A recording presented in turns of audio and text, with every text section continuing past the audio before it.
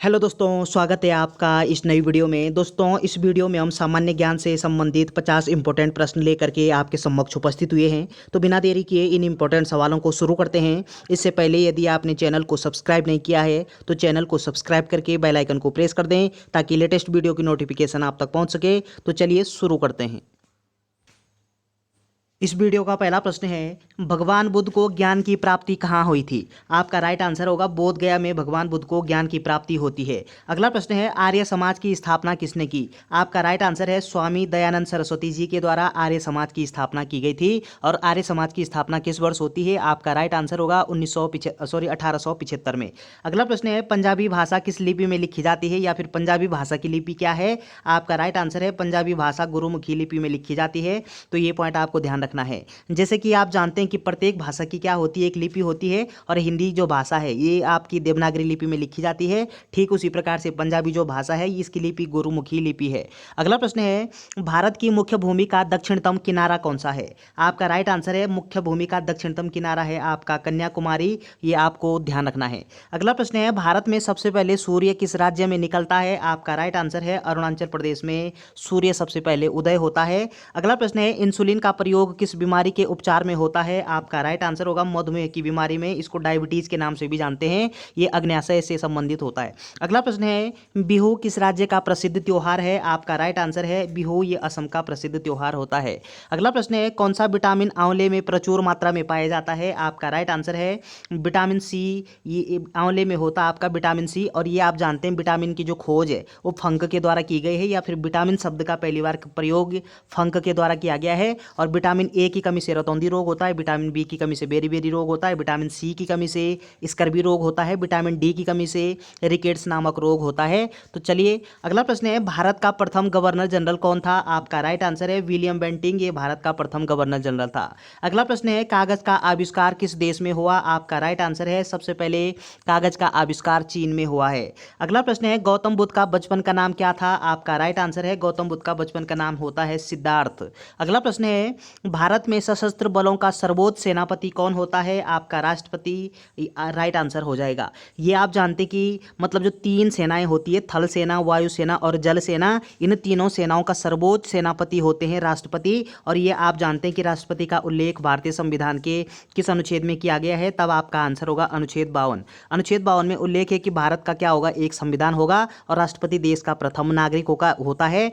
तो चलिए अगला प्रश्न है, रतौंधी किस विटामिन की कमी से होता है? आपका राइट आंसर है विटामिन ए की कमी से रतौंधी नामक रोग होता है, विटामिन बी की कमी से बेरी-बेरी होता है, सी की कमी से स्कर्वी होता है और विटामिन डी की कमी से रिकेट्स नामक रोग होता है।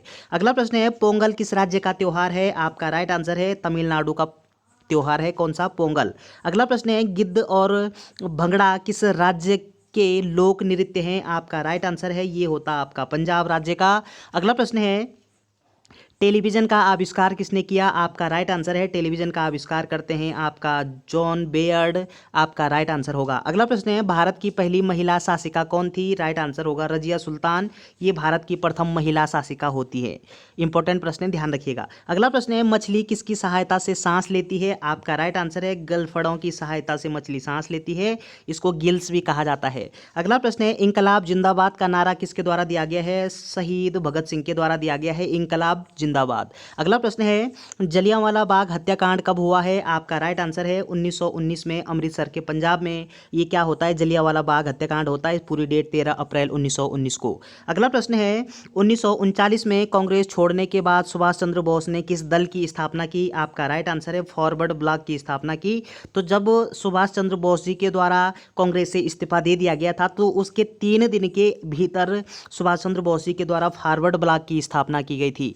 इंपॉर्टेंट प्रश्न है, ध्यान रखिएगा। अगला प्रश्न है, पंजाब केसरी किसे कहा जाता है? आपका राइट आंसर है लाला लाजपत राय जी को पंजाब केसरी उपनाम से भी जानते हैं। अगला प्रश्न है, सैंडर्स की हत्या किसने की थी? आपका राइट आंसर है भगत सिंह के द्वारा सैंडर्स की हत्या की जाती है। अगला प्रश्न है, 1857 के विद्रोह में किसने अपना बलिदान सबसे पहले दिया है? आपका राइट आंसर है मंगल पांडे जी। आपका राइट आंसर होगा। अगला प्रश्न है, भारत की पहली महिला राज्यपाल कौन थी? आपका राइट आंसर है सरोजनी नायडू।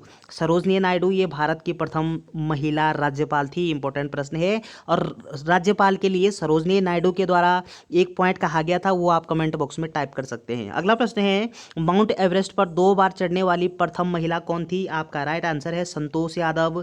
ये भारत की एकमात्र महिला है जो 2 बार माउंट एवरेस्ट पर चढ़ी थी सबसे पहले। अगला प्रश्न है, ब्रह्म समाज की स्थापना किसके द्वारा की गई? आपका राइट आंसर है ब्रह्म समाज की स्थापना करते हैं राजा राम मोहन राय। और ये आप जानते हैं कि राजा राम मोहन राय ने ब्रह्म समाज की स्थापना कब की थी? आपका राइट आंसर होगा 20 अगस्त 1828 को ब्रह्म समाज की स्थापना होती है, ये आप जानते हैं। अगला प्रश्न है, स्वामी दयानंद सरस्वती का मूल नाम क्या था? आपका राइट आंसर है मूल शंकर। ये स्वामी दयानंद सरस्वती जी का मूल नाम था। अगला प्रश्न है, वेदों की ओर लौटो प्रसिद्ध जो नारा है ये किसके द्वारा दिया गया है? दयानंद सरस्वती जी के द्वारा, ये आप विदित हैं। अगला प्रश्न है, रामकृष्ण मिशन की स्थापना किसने की? आपका राइट आंसर है स्वामी विवेकानंद जी के द्वारा रामकृष्ण मिशन की स्थापना की गई है। अगला प्रश्न है, वास्को डी गामा भारत कब आया? आपका राइट आंसर है 1498 में वास्को डी गामा भारत आते हैं। अगला प्रश्न है, वास्को डी गामा कहाँ का रहने वाला था? आपका राइट आंसर है ये पुर्तगाल का निवासी था, पुर्तगाल का रहने वाला था। अगला प्रश्न है, हवा महल कहाँ स्थित है? आपका राइट आंसर है हवा महल है जयपुर में। अगला प्रश्न है, सिख धर्म का संस्थापक किस सिख गुरु को माना जाता है? आपका राइट आंसर है ये माना जाता है गुरु नानक को। अगला प्रश्न है, सिखों का प्रमुख त्योहार कौन सा है? आपका राइट आंसर है बैसाखी। ये सिखों का एक प्रकार का प्रमुख त्योहार होता है। अगला प्रश्न है, लौह पुरुष किस महापुरुष को कहा जाता है? आपका राइट आंसर है सरदार वल्लभ भाई पटेल को लौह पुरुष के नाम से भी जानते हैं। अगला प्रश्न है, नेताजी किस महापुरुष को कहा जाता है? आपका राइट आंसर है सुभाष चंद्र बोस जी को नेता उपनाम से भी जानते हैं। अगला प्रश्न है, दिल्ली स्थित लाल बहादुर शास्त्री की समाधि का नाम क्या है? आपका राइट आंसर है विजय घाट। अगला प्रश्न है, महाभारत के रचयिता कौन है? आपका राइट आंसर है महर्षि वेद व्यास के द्वारा महाभारत लिखी गई है और रामायण वाल्मीकि के द्वारा लिखी गई है। अगला प्रश्न है, अर्थशास्त्र नामक पुस्तक किसने लिखी? आपका राइट आंसर है चाणक्य के द्वारा लिखी गई है और इनका एक उपनाम है कौटिल्य। अगला प्रश्न है, जय जवान जय किसान का नारा किसके द्वारा दिया गया है? आपका राइट आंसर है लाल बहादुर शास्त्री के द्वारा दिया गया है। नारा है कौन सा? जय जवान जय किसान। अगला प्रश्न है, संविधान सभा का स्थायी अध्यक्ष कौन था? आपका राइट आंसर है डॉक्टर राजेंद्र प्रसाद। ये संविधान सभा के स्थायी अध्यक्ष थे, जबकि संविधान सभा के अस्थायी अध्यक्ष वो सच्चिदानंद सिन्हा थे। प्रारूप समिति के अध्यक्ष डॉक्टर अंबेडकर थे और प्रारूप समिति में कुल 7 सदस्य थे। अगला प्रश्न है, संविधान सभा की प्रारूप समिति के अध्यक्ष कौन थे? आपका राइट आंसर है डॉक्टर भीमराव अंबेडकर जी और इस प्रारूप समिति में कुल 7 सदस्य थे। डॉक्टर अंबेडकर इसके अध्यक्ष थे। इस प्रारूप समिति को हम ड्राफ्टिंग कमेटी के नाम से भी जानते हैं और मसौदा समिति के नाम से भी जानते हैं हम किसको? प्रारूप समिति को। अगला प्रश्न है, विश्व रेड क्रॉस दिवस किस तारीख को मनाया जाता है? आपका राइट आंसर है 8 मई को प्रत्येक वर्ष विश्व रेड क्रॉस दिवस के रूप में मनाते हैं। अगला प्रश्न है, सूर्योदय का देश के नाम से कौन सा देश प्रसिद्ध है? आपका राइट आंसर है जापान सूर्योदय के नाम से प्रसिद्ध है। अगला प्रश्न है, अंतर्राष्ट्रीय महिला दिवस किस तिथि को मनाया जाता है? आपका राइट आंसर है 8 मार्च को अंतर्राष्ट्रीय महिला दिवस मनाते हैं। अगला प्रश्न है, क्षेत्रफल की दृष्टि से भारत में सबसे छोटा राज्य कौन सा है? आपका राइट आंसर है क्षेत्रफल में सबसे छोटा राज्य गोवा है और क्षेत्रफल में सबसे बड़ा राज्य राजस्थान है। अगला प्रश्न है, ओणम किस राज्य का प्रसिद्ध त्योहार है? आपका राइट आंसर है केरल का। अगला प्रश्न है, दिल्ली भारत की राजधानी कब बनती है? आपका राइट आंसर होगा दिल्ली भारत की राजधानी सबसे पहले कलकत्ता हुआ करती थी, तो 1911 में क्या होता है कि दिल्ली दरबार आयोजित होता है और इस दिल्ली दरबार में 2 निर्णय लिए जाते हैं कि 1905 में बंगाल विभाजन जो हुआ उस बंगाल विभाजन को रद्द करना था और दूसरा भारत की राजधानी जो कलकत्ता है अभी इसको कलकत्ता से दिल्ली स्थानांतरित करने की जो घोषणा है वो वर्ष 1911 में होती है, लेकिन दिल्ली भारत की राजधानी स्थानांतरित होती है वर्ष 1912 में। तो यहाँ पे प्रश्न है भारत की राजधानी दिल्ली कब बनती है? आपका राइट आंसर होगा 1912 में। 1911 में इसकी घोषणा की गई थी। अगला प्रश्न है, सबसे चमकीला ग्रह कौन सा है? आपका राइट आंसर है शुक्र जो ग्रह है ये सबसे चमकीला ग्रह है। ये आप जानते हैं कि हमारे सौरमंडल में वर्तमान समय में ग्रहों की संख्या कितनी है? आपका राइट आंसर होगा 8 ग्रह हैं वर्तमान समय में। तो यूरेनस, नेपच्यून, प्लूटो। तो प्लूटो अर्थात यम जो ग्रह है उसको ग्रहों की श्रेणी से हटा दिया गया है, उसको बौने ग्रह की श्रेणी में रखा गया। तो यम को कब हटा दिया गया है? 24 अगस्त 2006 को। और वर्तमान समय में ग्रहों की संख्या हो जाती है 8 और सबसे बड़ा जो ग्रह होता है आपका बृहस्पति है और सबसे छोटा ग्रह कौन सा होता है? तो ये आप कमेंट बॉक्स में टाइप कीजिएगा या फिर आप इसको जानते हैं।